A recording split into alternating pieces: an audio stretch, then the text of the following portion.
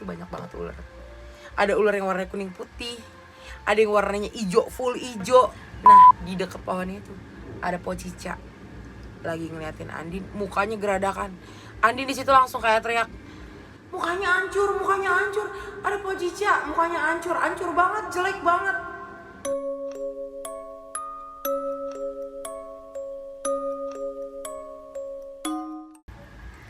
Kalian yakin cuma kalian yang lagi nonton atau ngedengerin kita berdua sekarang? Sembunyikan kayak kalian dari balik selimut. Dari saya Naya Dan saya Alin di cerita horor malam ini. Jadi judul storytelling kita malam ini yaitu Teror Teror Pelet. Jadi kita dapat kiriman cerita dari anonim. Karena kita nggak bisa sebutin namanya, jadi kita pakai samaran yaitu Andin. Jadi di sini kan gue nih yang mau cerita nih ya kan. Iya. Soal si Andin ini. Andin ini dia tuh kayak emang orangnya tuh kayak nggak skeptis gitu, Lin. Kayak dia tuh percaya soal horor. Berarti peka ya. Peka banget dia sama dunia mistis tuh, dia peka banget. Nah, dia tuh emang kayak dari kecil, tapi kata si Andin sih katanya dia udah turunan dari kakeknya gitu katanya si Andin ini. Nah, sampai di suatu waktu nyokapnya si Andin ngajak dia ini buat ke satu kota di Jakarta Barat, kota Bogor. Tapi kita nggak bisa sebutin daerahnya nih, di mananya nih. Yang penting di kota, iya di kota Bogor lah intinya kan.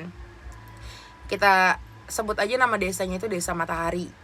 Nah, di Desa Matahari dia tinggal sama nyokapnya, sama tantenya, sama anak-anak dari tante-tantenya lah. Dari tantenya lah. Bokapnya kemana tuh? Bokapnya ada bokapnya juga. Cuman kalau si Andin ini emang berasal dari backstory keluarga yang broken home. Nah, akhirnya karena emang dia ini kenapa dibawa ke Bogor, karena dia itu kayak jarang banget pulang. Kayak 1 bulan itu si Andin tuh suka pulang kayak cuman 2 kali atau 3 kali. Itu pun pulang cuman buat ganti baju sama makan kayak gitulah. Pokoknya dia lebih lama hidup di luar lah pokoknya. Anak luar banget ya. Anak luar banget. Nah, terus habis itu si Andin ini awalnya nolak karena emang itu tepat di malam minggu. Nah, di malam minggunya ini dia itu udah janji sama teman-temannya. Dia itu buat ngumpul, nongkrong lah kayak anak muda gitu lah si Andin ini. Nah, terus habis itu kata si nyokapnya, pokoknya lu harus ikut ke Bogor. Terus habis itu kata nyokapnya, pokoknya lu harus ikut ke Bogor karena gue nggak bisa ngebiarin lu di sini sendirian, yang ada ntar lu main terus, nongkrong terus, liar gitu kan. Apalagi Sandi ini kan anak perempuan gitu kan, masa harus nggak pulang terus gitu tiap hari. Nah, dan akhirnya ikutlah dia ke Bogor. Udah tinggal di rumah tantenya tuh yang tadi gue bilang. Dia tinggal di rumah tantenya sampai akhirnya dia ngomong katanya nyokapnya itu cuma 3 hari. Awalnya tuh 3 hari tuh katanya. Terus udah 3 hari, ternyata pas udah 3 hari Andin minta pulang kayak, "Ma, ayo pulang," gitu kan. Ternyata enggak pulang, kata nyokapnya. "Udahlah seminggu aja bablasin," kata nyokapnya tuh. Pulangnya ntar ya seminggu. Udah seminggu ternyata, "Ma, ayo pulang lagi nih." Ternyata enggak, diundur lagi, katanya nanggung lah genepin 1 bulan. Taunya di sana dia itu sampai 3 bulan. Nah, setelah sampai 3 bulan dia di sana, selama 3 bulan itu otomatis dia itu kan kayak bersosialisasi lah sama lingkungan di sana, Lin. Iya. Kayak dia tuh nyari temen apa segala macam. Apalagi si Andin ini tuh orangnya tuh kayak hiperaktif banget. Terus habis itu tingkat sosialisasi tinggi lah. Kayak dia tuh gampang akrab sama orang. Terus dia dapet lah kenalan kan di sana kan. Nah, sebelum dia dapet kenalan nih, gue pengen cerita soal apa yang dialamin sama Andin ini sebelum dia kenal sama nih cowok.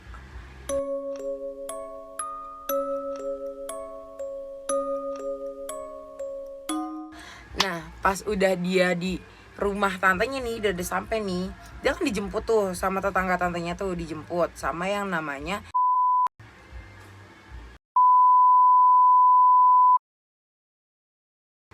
suara apaan? Lu gak denger?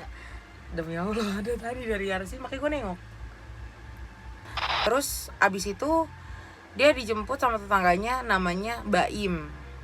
Nah, si Baim ini ngejemput dia sampai akhirnya tinggal lah kan dia kan akhirnya di rumah tantenya nih. Tinggal di rumah tantenya. tiap hari itu selalu ada kejadian horor. Karena emang Andin pas nginjek rumah itu kayak itu vibes-nya tuh udah beda, karena emang sensasi horornya tuh dapat banget itu rumah. Apalagi Andin orangnya peka. Nah, apalagi Andin orangnya peka banget, sensitif banget sama hal-hal kayak gitu kan, yang berbau-bau mistis. Nah, pas ada di satu kejadian si Andin ini, dia stresnya tuh kayak stres banget. Jadi Andin ini tipikal orang yang punya penyakit mental. Dia kalau misalnya stres itu dia tuh kayak nyayatin diri gitu lah, pokoknya nyayatin tangannya gitu lah pakai silet, pakai benda-benda tajam kayak gitulah. Nah akhirnya pas di suatu waktu dia lagi nyayat, dia ini kan udah sempet deket nih ya kan sama satu cowok di sana. Terus dia kontak lah si cowoknya ini kan, kayak, Gus, nih gue lagi stres, gue lagi nyayat tangan gue, dipap lah sama si Andin. Terus habis itu dia kayak langsung panik lah si Agus kan, langsung kayak, ya udah jangan lu lanjutin, kata si Agus tuh, jangan lu lanjutin, pokoknya ntar bakal gue susulin ke rumah lu.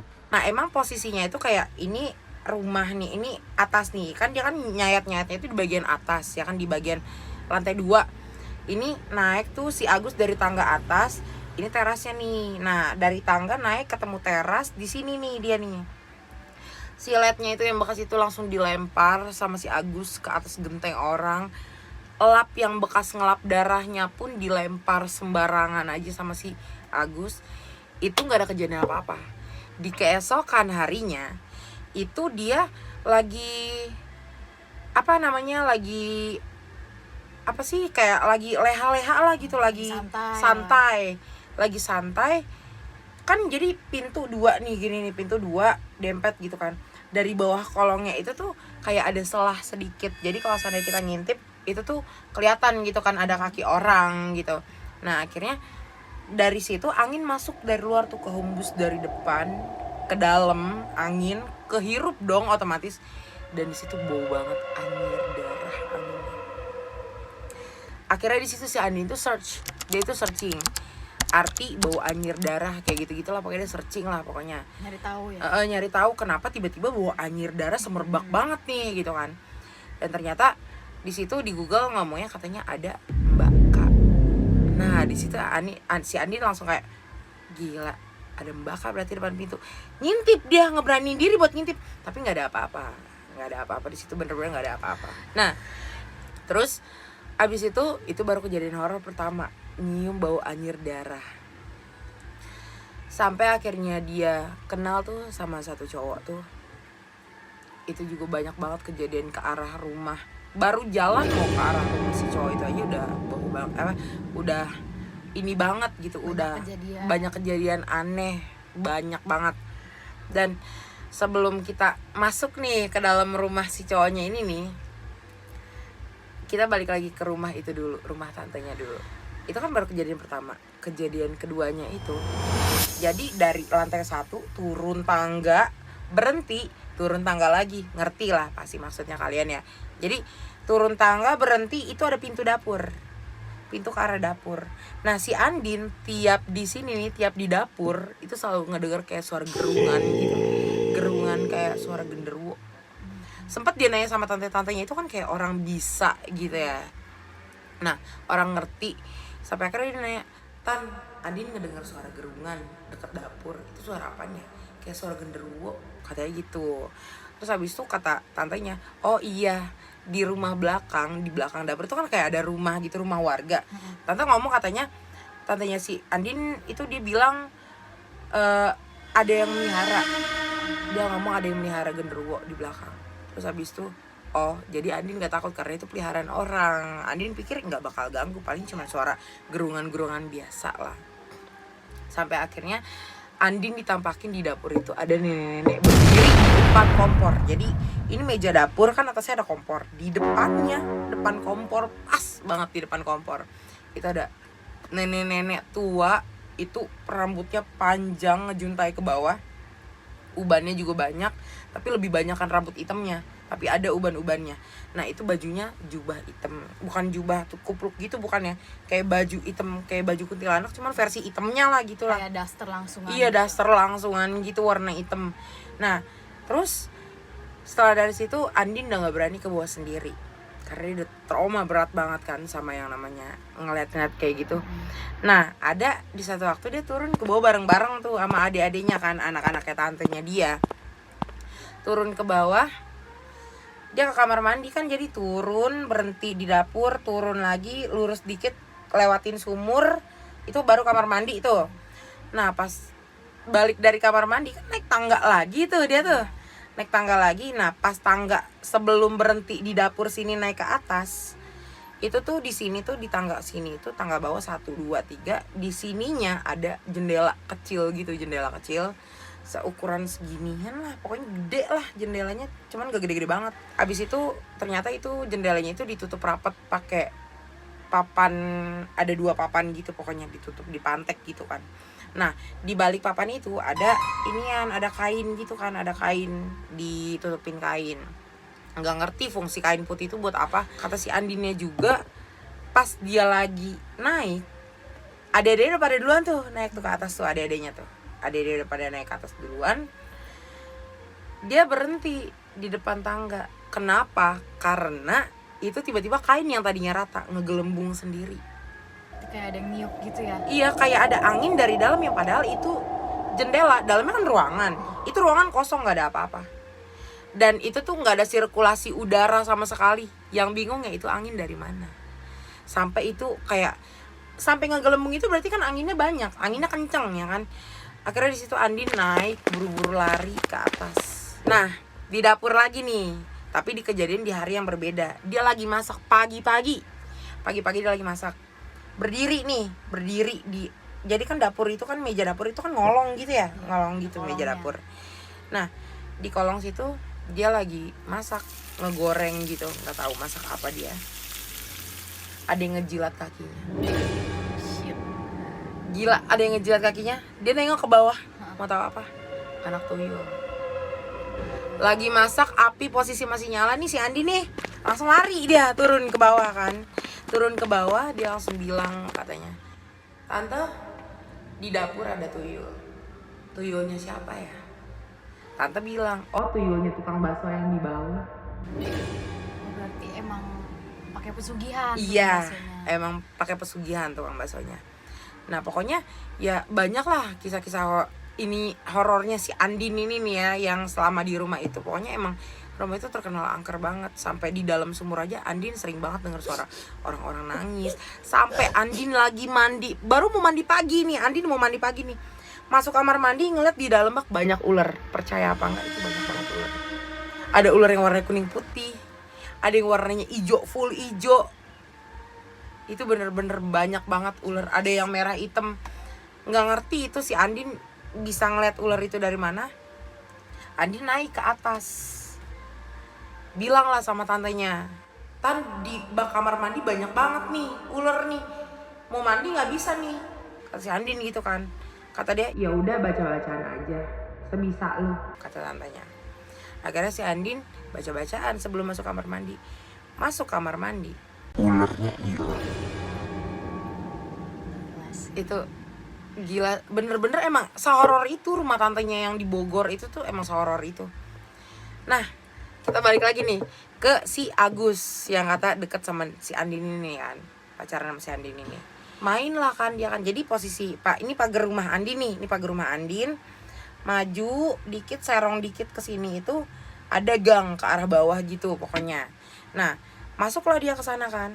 Itu mau ke arah rumah Agus. Nah mau ke arah rumah Agus, masuk ke sana, baru jalan turun dikit, sebelah kiri itu kan full semak-semak gitu kan, full semak-semak. Sebelah kanan itu tuh kayak ada semak-semak rumah warga, semak-semak rumah warga kayak gitu, pokoknya jarang-jarang gitu, kayak longkap-longkap. Selang-seling ya. Iya selang-seling, nggak kayak kalau Jakarta kan rumah pohonnya nggak ada gitu kan. Nah kalau di sana itu selang-seling.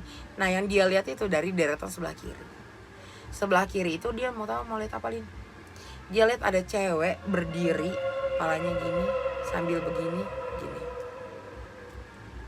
Gila, Dia lagi nyayat tangannya. merinding Cah. Dan si Andin, ingat kan tadi yang pas gue bilang Andin kalau stres itu nyilet-nyilet tangannya itu. Oh berarti itu kayak sosok menyerupai Andin. Nah itu Andin di situ mikirnya kayak gitu, kayak ini sosok nyerupain gue, meragain gaya gue. Andin nganggepnya tuh kayak gitu. Nah sampai akhirnya di situ Andin takut, akhirnya Andin jalan tuh kayak nutupin kayak gini gitu. Nah dia jalan tuh lanjut ke rumah cowoknya, aman. Di hari berikutnya, di selang berapa hari berikutnya dia main lagi ke rumah cowoknya. Main ke rumahnya, duduk di pintu nih, pintu ini dia nih si Andin nih, pas di dalamnya, tapi bukan di luar teras, bukan di dalamnya. Nih masuk pintu kan kebuka begini nih ya kan. Nah ini pintu, di sini ada rak sepatu nih, di sini rak sepatu, rada kesini dikit ada kasur. Andin duduk di sini nih pas deket rak sepatu. Pas udah deket rak sepatu, mau tahu ada yang jalan dari depan sini ngelewatin ke samping sini. Itu bener-bener jelas banget harimau putih si Andin ngomongnya. Harimau putih lewat di sampingnya Andin, segede-gedenya harimau lewat. Dan Andin ngeliat tapi yang lain nggak pada lihat. Tapi harimaunya kayak musik Andin apa? Enggak sih, harimaunya nggak Berarti musik Andin. Cuma sebatas lewat. Sebatas lewat. Nah ditanya lah kan, si Andin nanya ke si Agus, kata dia, aku tadi lihat harimau lewat di samping aku. Kata dia gini, kata si Andinnya, kata si Agusnya, katanya, iya emang di sini jalurnya Prabu Siliwangi, emang di sini ada istana. Cuman istananya yang nggak kelihatan, istana gaib kayak gitulah, ngerti ya? Paham, Jadi kayak istana gaib gitu. Nah itu tuh jalurnya emang biasa si harimau itu sama antek-anteknya Prabu Siliwangi lewat situ. Nah akhirnya pas udah tahu kayak gitu, oh kayak gitu. Cuman ada rumor lagi bilang katanya kalau itu harimau punya keluarganya dari leluhurnya kakeknya Agus. Nah singkat cerita, pas udah kejadian kayak gitu, dia di hari berikutnya lagi, dia kan udah nggak berani lagi ke situ. Tapi dia nggak beraniin diri lagi buat datang ke situ. Main lah tapi bukan di rumahnya dia, karena trauma kan. Karena mikirnya kan, gue pasti bakal ngeliat si harimau itu lagi nih, takutnya nih kan. Akhirnya dia main di rumah kayak, ini rumah si Agus nih, ini ada rumah lagi di sini, rumah mamangnya Agus. Nah dia mainlah di rumah mamangnya Agus. Jadi sistem pintunya sama kayak pintu rumah tantenya Andin, 2 gini gitu kan, yang bisa dibuka dua-duanya gitu. Nah masuk ke dalam, si Andin itu tengah malam jam 1 ngedengar suara apa? Suara kuda. Suara kuda. Tengah malam jam 1 suara kuda lewat di kampung. Tapi ada yang melihara.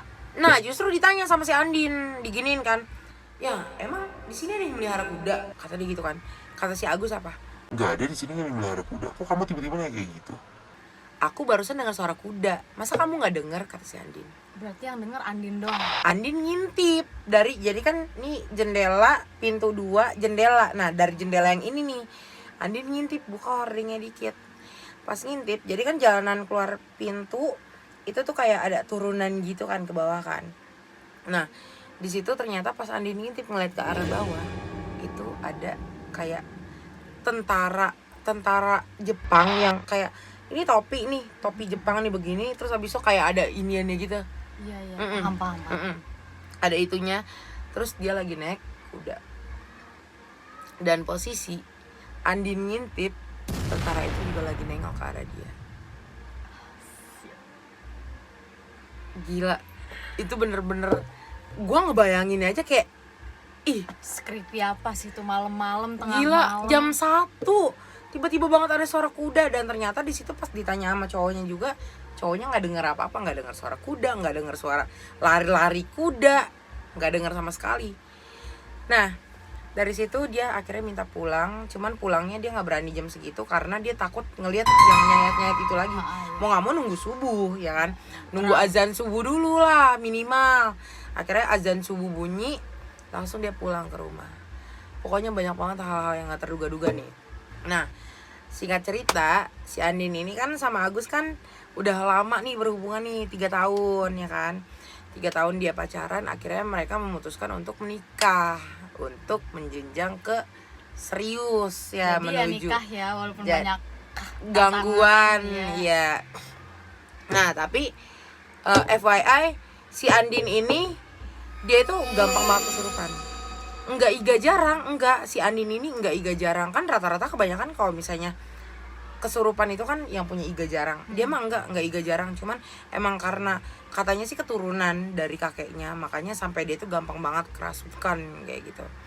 Nah akhirnya dia udah jadi nikah nih, sebulan sehari 2 hari, seminggu 2 minggu lancar pernikahan ya kan, masih nggak ada apa-apa, nggak ada apa-apa.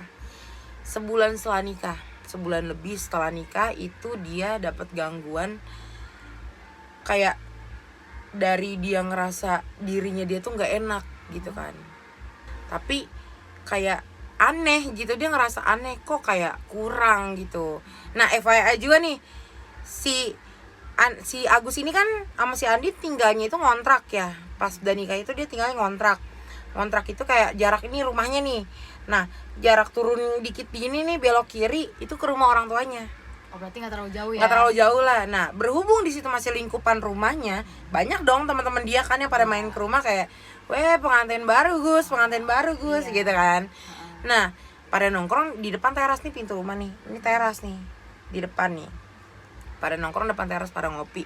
Sampai banyak juga yang kayak minta bikinin kopi sama si Andin kayak gitu kan, kayak nah udah terbiasa. Iya udah terbiasa, kayak yang ya namanya teman-temannya ini gitu, teman-teman suaminya ya, dia juga nganggapnya kayak oh cuman teman suami doangan ini gitu kan mikirnya.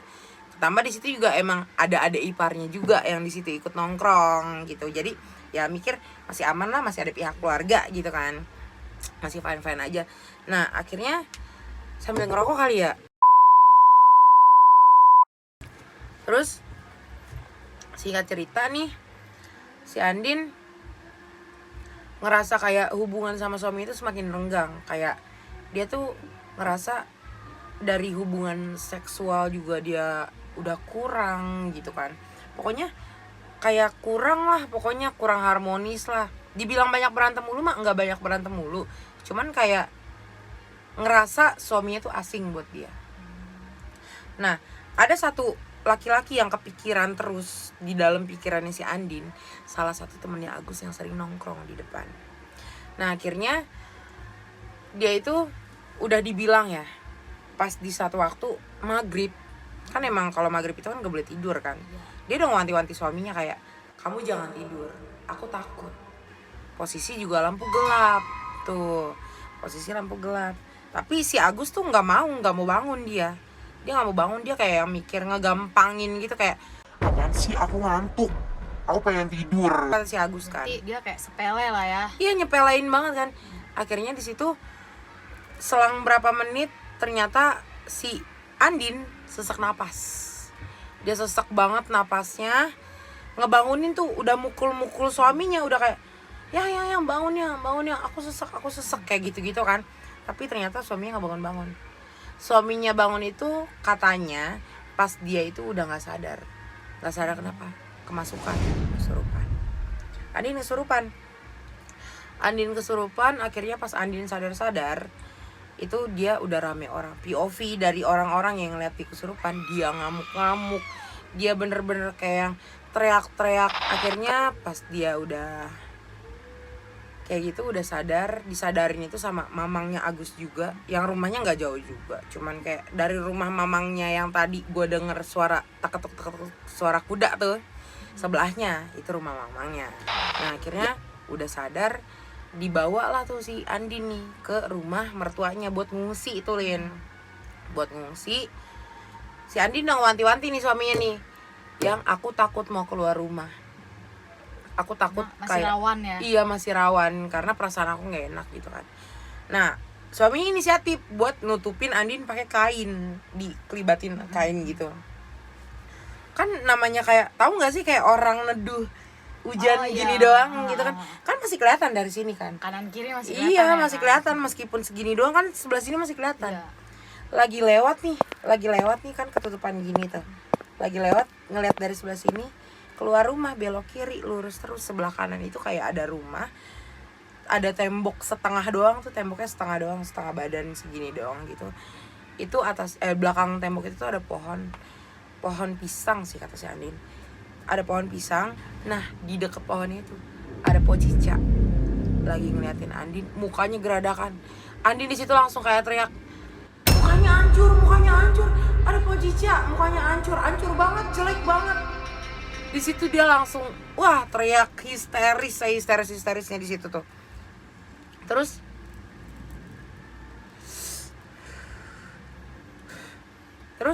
habis itu si Andin udah kayak gitu tuh, si Agusnya panik lah kayak, Iya. mana sebelah mana, ini sebelah kanan aku, karena emang di sini Andin, di sini si Agus.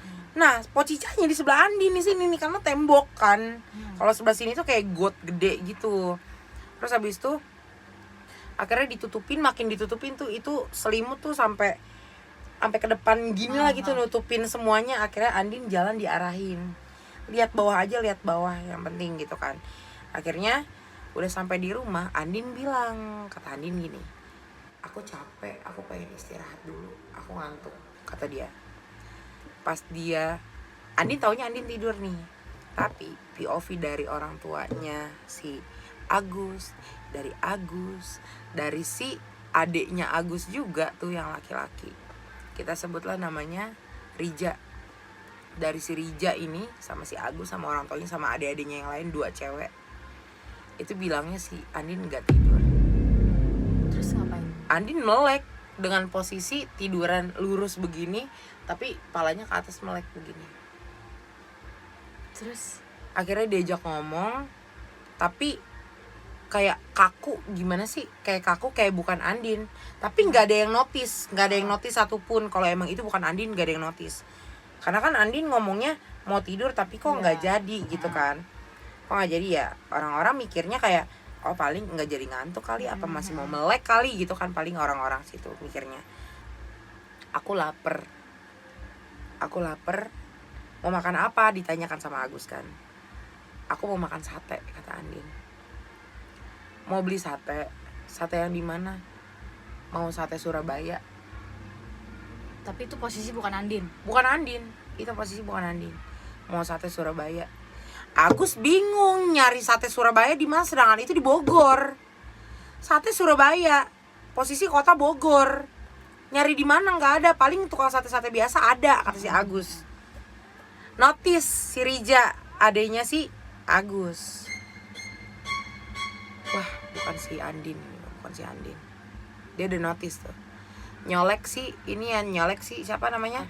Agus. Nyolek si Agus, tek. Ngomong dulu ke depan. Ternyata ngerencanain pengen ngebawa si Andin ke orang pinter.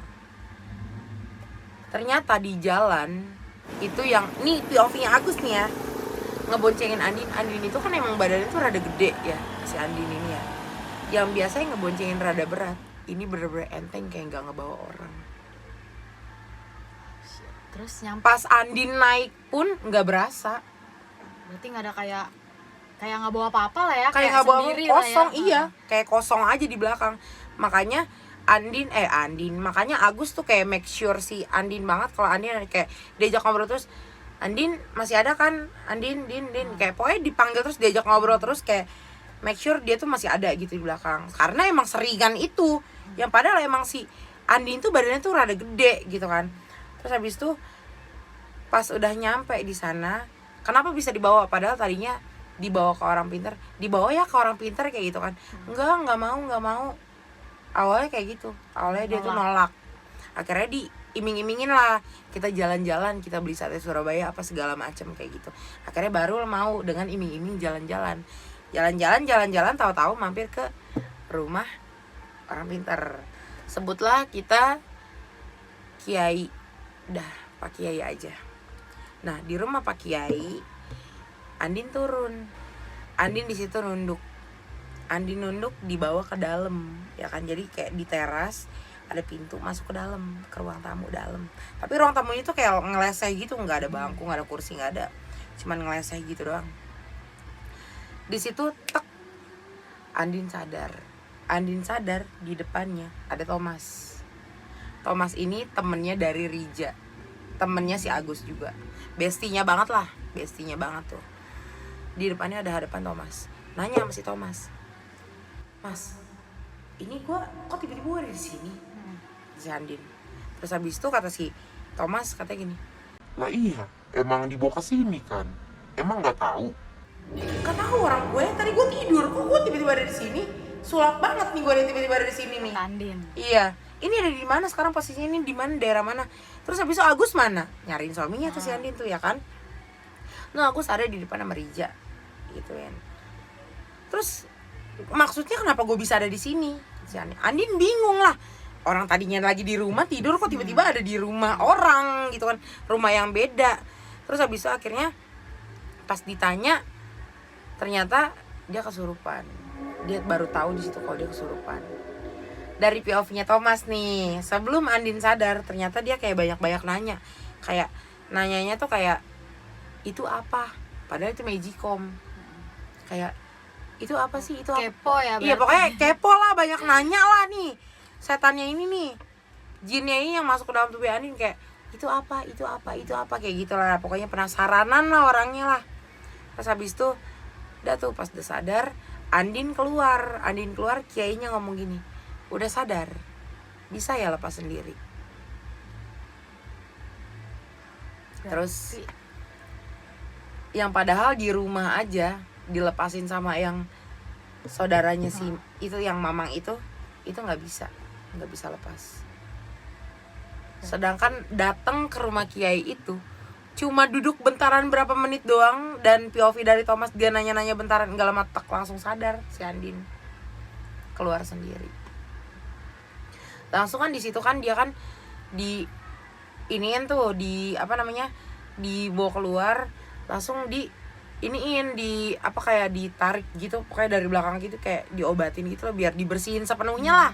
Pokoknya dibersihin sepenuhnya. Dia akhirnya kayak hampir mau masuk lagi tapi nggak jadi karena udah kekunci dari leluhurnya si Andin. Sampai kiainya ngomong, "Ada yang jagain kamu, kakek-kakek sama nenek-nenek." Berarti itu kakek neneknya Andin. Bukan, kakek neneknya Andin bukan. Terus Awalnya gue juga nanya gitu sama Andin,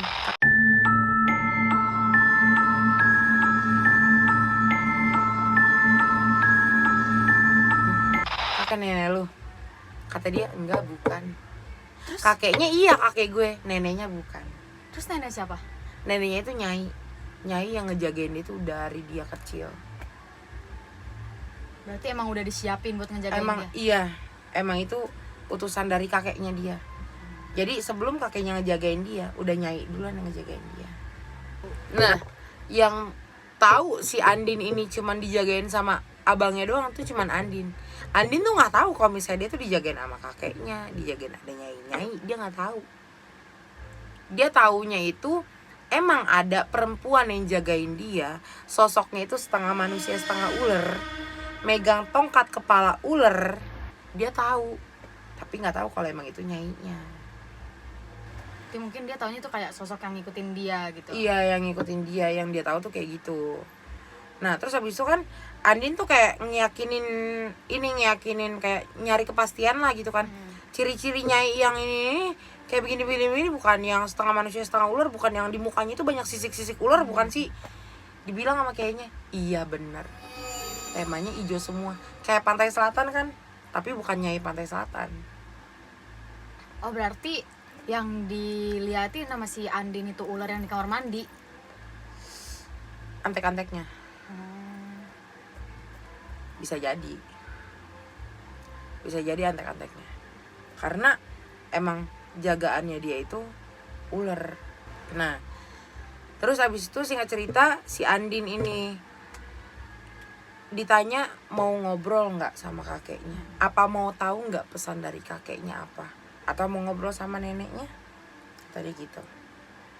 Terus habis itu si Andin bilang iya mau ngobrol. Si Andin akhirnya Andin ngobrol, kayak dipesan nggak boleh tinggalin ibadahnya, harus rajin sholatnya, rajin ngajinya, rajin sedekah subuh, digituin sama kakeknya.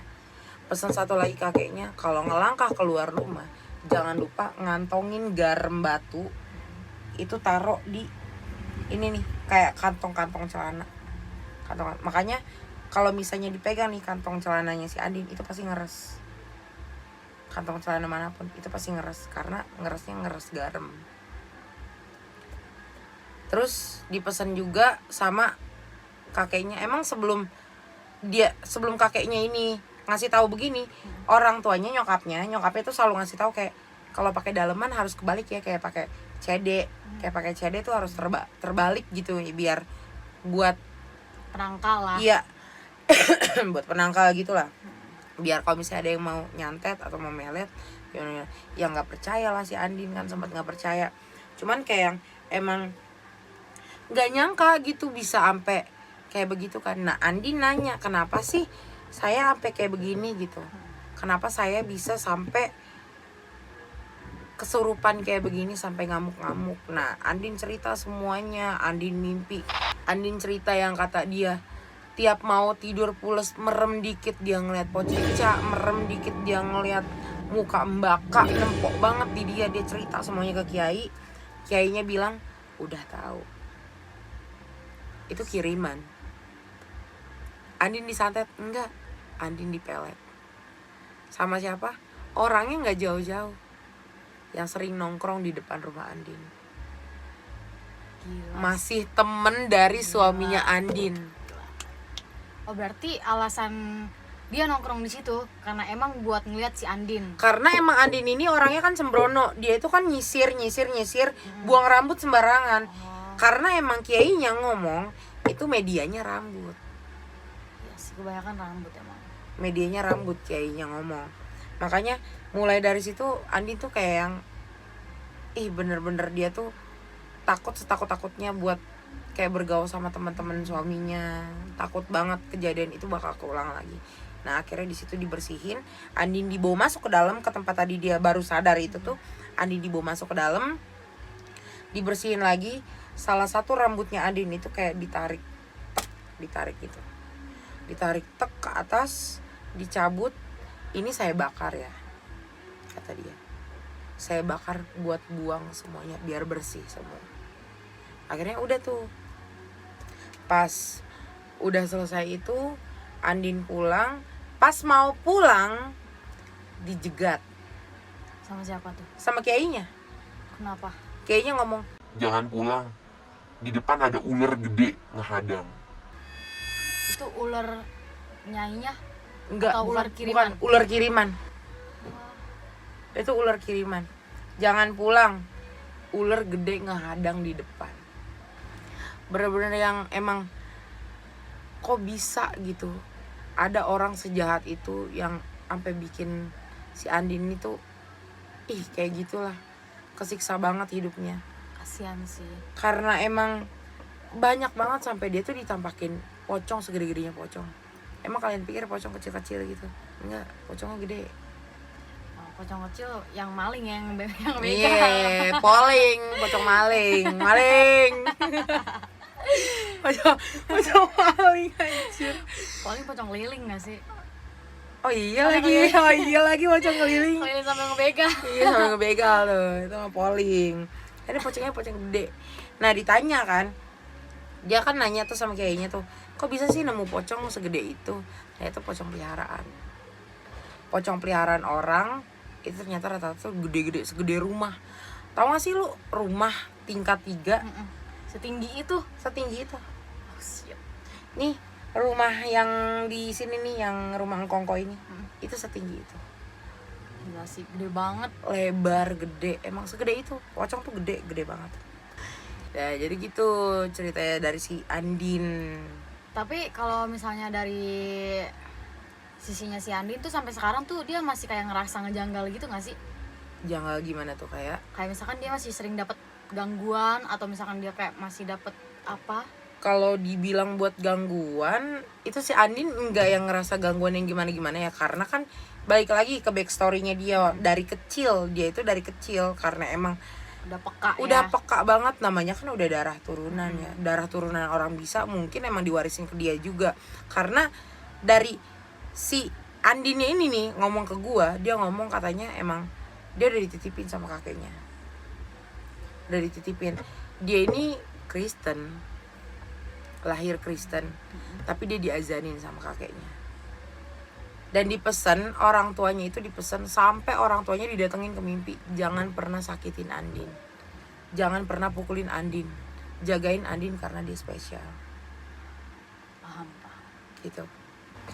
Yang dibilang hidupnya tersiksa ya. Sekarang gini aja ya mikirnya, kayak manusia mana sih yang nggak mau ngerasain hidup normal, yang nggak bisa denger suara-suara horor, ya kan? Pasti kan pengennya hidup normal. Dan dia yang ngerasa kayak hidup gua nggak normal. Karena Sedangkan nggak semua orang bisa percaya hal kayak gitu kan. Ada yang skeptis kan, ada yang nggak percaya sama hal-hal kayak gitu. karena kayak gitu capek, itu nguras energi jujur. Iya, jujur banget, emang itu tuh Capek, nguras bener-bener energi capek. banget. Bener-bener parah, apalagi yang kalau misalnya kita jadi posisi Andin, capeknya capek banget. Kayaknya sih Capek udah banget sih. mati duluan ya. Iya. Hati duluan. udah nggak bisa kayaknya, karena nggak semua orang bisa kayak Ada di tahan posisi ya, Andin. bisa kayak bisa ngadepin masalah segede itu, apalagi yang udah berhari-hari ditampakin, apalagi sampai temennya lakinya sendiri gitu yang melet dia. Yang guna-guna dia gitu.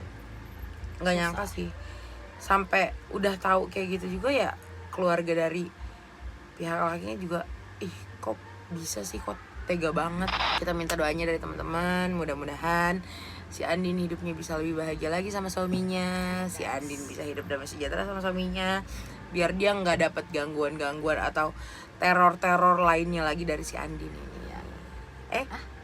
Dari Andin, dari Dari si Rija. si Rija. Dari si Anton. dari siapa? Dari jinnya. Dari kenapa jadi orang disalahin? Ya dari jinnya lah, biar dia nggak dapat teror-teror dari manapun, dari hantu-hantu manapun gitu kan. Namanya kalau misalnya hantu kan, kalau udah di dunia lu aja, kalau misalnya dunia gue aja gitu kan. Masing-masing aja selagi kita nggak saling musik lah gitu kan. Nah buat kalian juga dijaga nih, buat perempuan-perempuan nih yang kalau habis nyisir rambutnya rontok nih, dikual-kual tuh, dikual-kual, dikuntel-kuntel, terus habis itu dipungut, disimpan ya, jangan dimakan, sampai jangan. bukan obat, bukan, Jangan dimakan. disimpan, jangan sampai itu rambut kelihatan sama orang, ada orang niat jahat disantet. Mending dipelet mah mending loh. Iya, dipelet jadi suka ini. Ya kalau Jadi disantet suka, jadi disantet mati. jadi mati. Iya. Repot. Makanya kan bahaya, teman-teman. Makanya Apalagi zaman harus sekarang tuh makin ya apa dah kata-kata yang ini, cinta ditolak. dukun bertindak. Nah, itu tuh real. Jangan mentang-mentang ini 2026 dipikir nggak ada yang hal-hal kayak gitu. Masih ada, serius, percaya deh, masih ada.